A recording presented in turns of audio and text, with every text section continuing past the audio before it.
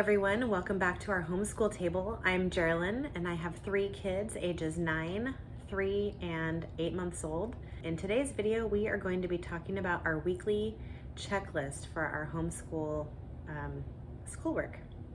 So grab your cup of coffee and let's get started. So today, I'm going to be turning the camera around to show you the checklist that I've created for myself and my daughter to use. She really likes to check off boxes like I do. And in our first year homeschooling, I used just one planner when she was in kindergarten. And I would check off every day what we were doing. And pretty quickly, she really wanted to get in on that. And so I started making her a checklist. But today I'm going to flip the camera around and show you what our checklist looks like for term 3. I plan our homeschool year into 3 terms that are each 12 weeks long. And so let's turn it around and we'll get started. Okay, so here is our checklist. This is what the whole thing looks like, but I'm going to zoom in a little bit so that you can see all of the different parts and what I fill out each week. So this is what the blank template looks like. And then each week I will go in and create that week's schedule by typing in the different things that she has to do. So if we start up here at the top, I have the week number at the very top and then the week of. My daughter also really likes to put in anything that we're doing that week, the activities that she goes to in the afternoon and evenings. We also go to a poetry group. Each of the days, she has different tasks to do. So let's go through and see what each day looks like. So the first thing that we start out with is breakfast and Bible time. I have 2 small children. One is just turning 3 next week, and the other is almost 9 months old in a few days. And so it's really hard to have a full, complete morning time and morning basket when you have small children. There's a lot of flexibility that's needed, and sometimes we have to just put things on pause or do something different at the moment while I get somebody a bottle or a snack or change a diaper, things like that. So this is kind of how we split it up. So the first section we have is breakfast and Bible time, and that is from about 9 to 9:30. It often doesn't take us quite that long, but that's just what I have on my schedule here. And I will type in what we're doing each of the days. So right now we are working on an Easter study for the next 2 weeks. It's a 4-week study altogether. So I will type in what day we're on right here so that she can see what we're looking forward to. And she often will pull out the materials that we need for each of those lessons so that we can get started a little bit more quickly. So I put the exact assignments in each box. The next section is morning chart and chores from 9:30 to 10. My daughter has a little poster on the side of our fridge that she has to complete each morning. Just basics: make your bed, pick up your room, brush your teeth, get yourself dressed, and things like that. And I don't have her do that until after breakfast and Bible time. It just kind of helps to break up our morning a little bit and helps me to be able to get things for the little kids as I need to.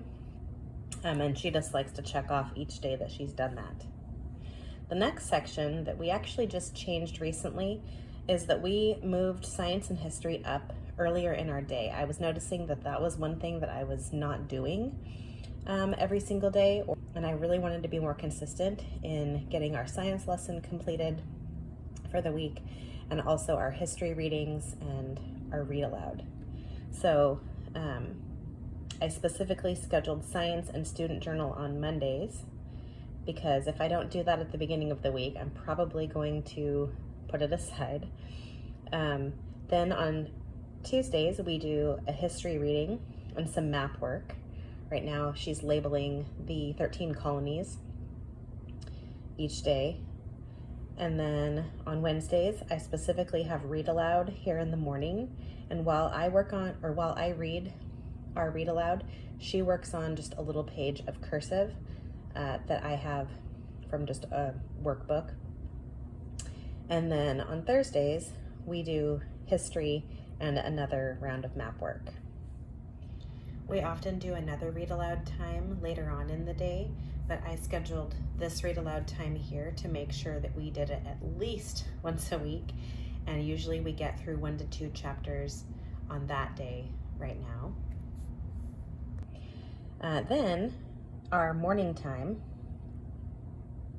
is about a half an hour, and we do hymn, poetry, and then our loop. This third line here is our loop. So we do nature on Mondays, artist on Tuesdays, geography on Wednesdays, and composer on Thursdays. Then we do a character lesson out of our Character Trails book, and she works on her recitation that I have printed out for her to do. The next section is her Bible and gratitude time. So this is her personal Bible reading. She also writes out some things that she's thankful for each day.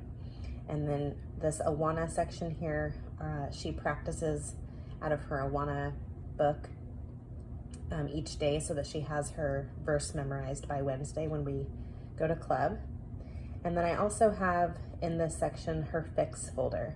So I put anything that she needs to fix from the day before or a few days before that I've graded into a special folder that we call the fix folder.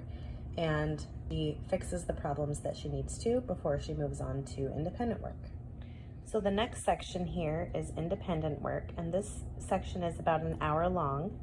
And I have some spaces after some of these check boxes because this is where I write in, I type in the assignment for whatever that subject is. So right here in this blank spot, I would write the math assignment for Monday and Tuesday and so forth.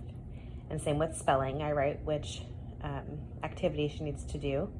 And for Fix It Grammar, which day of each week that she's working on. And her language arts assignment. And then here where it says reader in this little bracket, I type in whatever reader she's working on for our Sunlight D readers currently. And so I write the name of the book and what chapter she needs to be on that day. And then she comes and gives me her narration for that section of reading. And then down here for this bracket, it says reading, and these are books that I've pulled from the Ambleside online book list. And instead of using their schedule for reading, we just do one book at a time, and we read a chapter or so each day. And so then she narrates to me after she's done the reading for that day. And then here at the bottom is clean up and check off. And I have written in these next to these boxes, will you get the prize? And so each time that she comes and checks off with me, I will mark these off. And then if she's done all 5 for the week, then she gets a little treat or something at the end of the week, usually like a piece of candy or just something simple like that.